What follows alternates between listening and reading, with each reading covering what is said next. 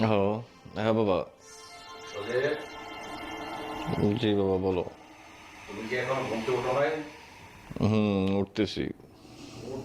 উঠতেছে আমি বসতেছি, তুমি যে কতটা ঘুম থেকে উঠতেছো আমি তো বাবা সব কিছু। তুমি কোচিংয়ে যাবে কোন সময়? এই তো কয়টা বাজে, আধা ঘন্টা পরে যাবো না। আর এই আধা ঘন্টা পর তো সময় হয়ে গেছে বাবা, ওঠো না। যাও না বাবা, কোচিংয়ে যাও না। আচ্ছা ঠিক আছে, যাইতেছি, রাখো। আচ্ছা আমি একটু পরে আবার ফোন করবো। ওকে।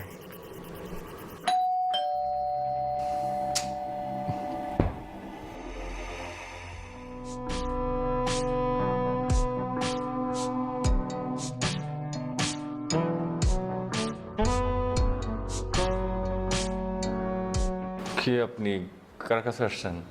আমাকে আপনি চিনেন? রাকিব আমাকে পাঠিয়েছে। রাকিব? কোন রাকিব? তো এখানে দাঁড়িয়ে দাঁড়িয়ে যদি সব কথা বলি তাহলে ভেতরে যে কি বলবো? ভেতরে ঢুকতে দেন, তারপর সব কিছু বলছি। আরে দাঁড়ান, আপনার আমি চিনতেছি না, তাছাড়া রাকিব তারও আমি চিনতেছি না। আর আপনি ভিতরে আসতে চাচ্ছেন, আমি কেন আপনার ভিতরে আসতে দিব? আগে যদি আমাকে ভেতরে ঢুকতে না দেন তাহলে পরিচয়টা কি করে দেব? আপনি সব কিছু জানতে পারবেন। রাকিবকে, আমি কি করতে আসছি, সব কিছু। আচ্ছা, আপনার ড্রয়িং রুমটা কোথায়? কথা বলতে পারেন না? ওকে ফাইন, আপনার কথা বলতে হবে না, আমি ড্রয়িং রুম খুঁজে নিচ্ছি। এত ভয় কেন পাচ্ছ? আমাকে কি দেখে বাঘ না বাদুক মনে হচ্ছে যে এত ভয় পেতে হবে? আমি একটা মানুষ, একটা মেয়ে মানুষ। একটা মেয়ে মানুষকে দেখলে যে কোনো ছেলে মানুষ ফিদা হয়ে তাকিয়ে থাকে। আর তুমি কেমন জানি ভয় ভয় পাচ্ছ, ভিতর ডিম একটা। আচ্ছা, তোমার বেডরুমটা কোথায়? বেডরুম? বেডরুম দিয়া আপনি কি করবেন? বেডরুমে যেয়ে ঘুমাবো, তোমাকে নিয়ে ঘুমাবো, তোমার সাথে ঘুমাবো, তারপর অনেক কিছু করব। তোমার বলার দরকার নেই। ড্রয়িং রুম যেভাবে আমি একা একা খুঁজে নিয়েছি, বেডরুমটা আমি ঠিক ওভাবেই খুঁজে নিব। ঠিক আছে, আসো বেবি। আরে আরে দাঁড়ান। ও মাই গড, এটা তোমার রুম? খুব সুন্দর তো রুমটা, কি সুন্দর। তুমি আচ্ছা, একটা ছেলে মানুষ আপনি আমার এখানে একটা থাকো? কথা বলেন তো, এই যে আপনি কি আর রাকিব কি, আর আপনি এভাবে হুট করে বাড়িতে ঢুকছেন? ওফো, আমার না খুব ভালো লাগতেছে। বেডটা অনেক সুন্দর, নরম, তুলতুলে। আপনি কিন্তু আমার কথার উত্তর দিচ্ছেন না। কোনটা? আপনি হুট করে বাড়িতে ঢুকে গেলেন, ড্রয়িং রুমে গিয়ে বসলেন, ও মা, আবার বেডরুমে এসে পড়লেন। আপনি সমস্যা কি? আপনি কি চান? আমার বাড়িতে আমি ঢুকবো না, কে ঢুকবে? আপনার বাড়ি মানে বুঝলাম না কিছু। আপনি মানে খুব শীঘ্রই আমার বাড়ি হয়ে যাবে এটা। যেমন আমি তোমার জান, প্রাণ, কলিজা, সোনা বাবু, অনেক কিছু। আচ্ছা, ওয়াশরুমটা কোথায়? আমার একটু ফ্রেশ হতে হবে, প্রচুর গরম এই, লাগছে। আপনি একটা কাজ করেন, আপনি চলে যান তো, আমি কিন্তু নাহলে এখন মানুষজন ডাকবো। ওকে, যাবো। আর একটু ওয়াশরুম থেকে একটু ফ্রেশ হয়ে আসি, ঠিক আছে?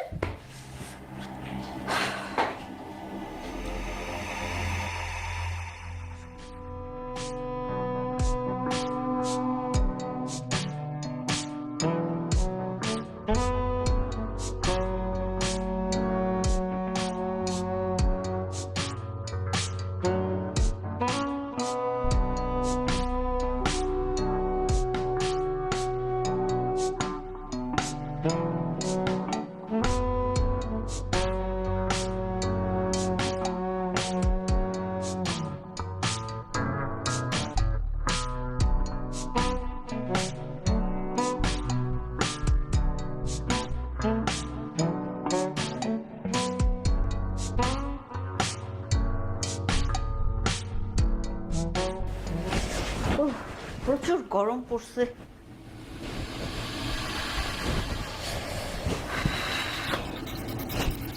কি ব্যাপার, আপনি আবার এখানে এসে বসে পড়লেন? এখানে ছাড়া তো আমার যাওয়ার মতো আর কোনো জায়গা নেই, তো এখানেই তো আসতে হবে। আচ্ছা, আপনার এই বাড়িতে কি আর কেউ নেই? না, বাসায় তার কেউ থাকে না। কেন? আপনার বাবা মা কোথায় থাকে? থাকে, ওনারা বাইরে থাকে, আমি এখানে একাই থাকি। আপনি এখানে কি করেন? মানে পড়াশোনা? পড়াশোনা করি। বিয়ে করেননি? আপনাকে আমি চিনি না, জানি না, এভাবে হুট করে আসলে আমি বুঝতেছি না আমি কি করতেছি বা আপনি কি করতেছেন।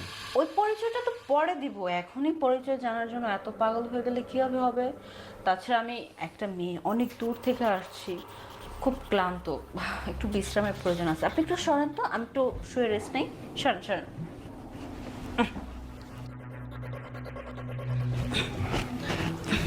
আচ্ছা, আমাকে একটা কথা বলেন তো। আপনি বাসায় আসার পর থেকে বলতেছেন যে আপনাকে রাকিব আসতে বলছে, কিন্তু এই রাকিবটা মূলত কি? সব প্রশ্নের অ্যান্সার পাবেন, আগে একটু আমি রেস্ট নিই, আমার খুব ঘুম পাচ্ছে। আপনি চাইলে শুতে পারেন, নাহলে বাড়িতে একটু ঘুরে আসুন।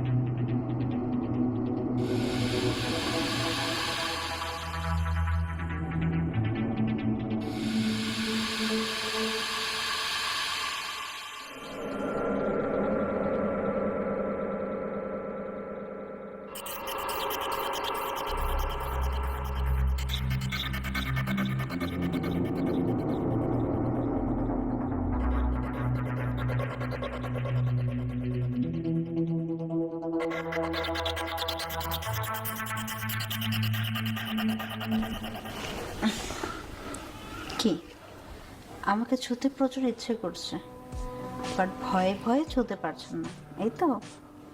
আপনি আমার কাছে আসবেন, কারণ আমি জানি একটা ইয়াং ছেলে একটা ইয়াং মেয়েকে দেখলে এই মুহূর্তে তাদের মধ্যে কি কি কামনা বাসনা জাগতে পারে। সো আমার কোনো প্রবলেম নেই, আপনি চাইলে আমার কাছে আসতে পারেন।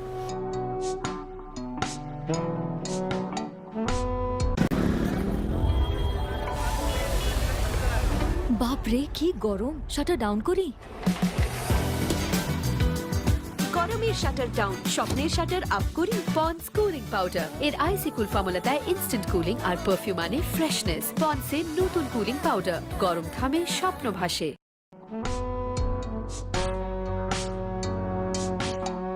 নিন, আপনার জন্য সুন্দর করে গরম গরম চা বানিয়ে নিয়ে আসছি।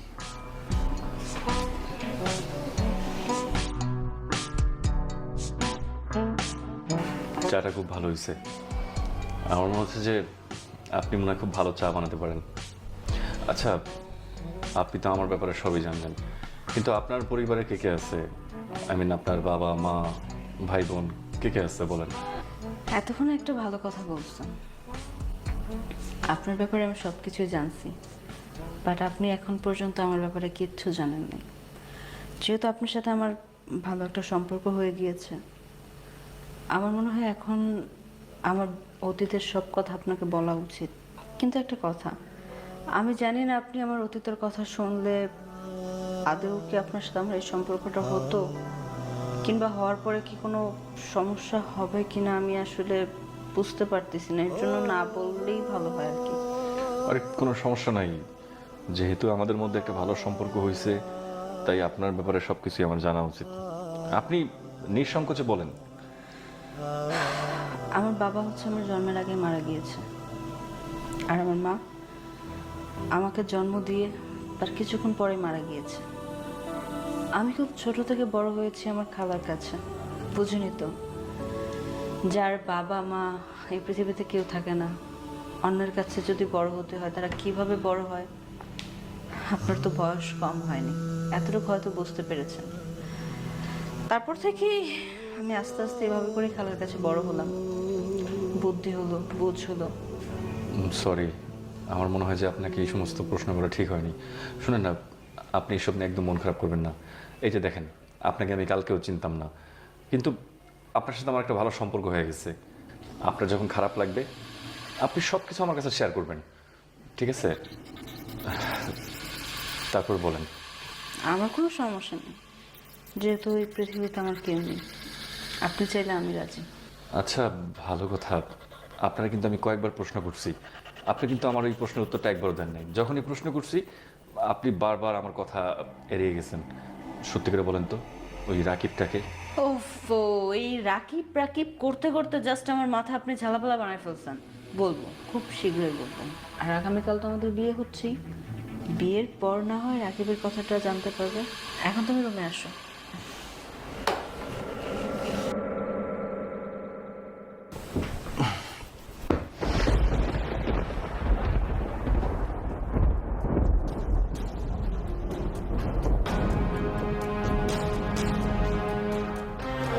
কই গেল?